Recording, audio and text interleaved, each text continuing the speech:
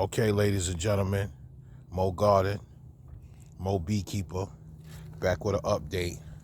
Okay, I insulated the Beehive, which is actually great because I covered the top with a little plastic, and then I put the sheet on top of it.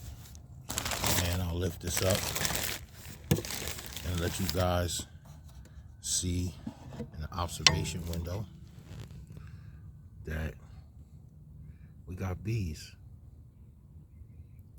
Okay, sorry for the view, but we're looking inside that plexiglass and we got activity, y'all. The bees are doing fairly decent, so we're gonna keep it moving. You feel me? That's how we do. Holla black.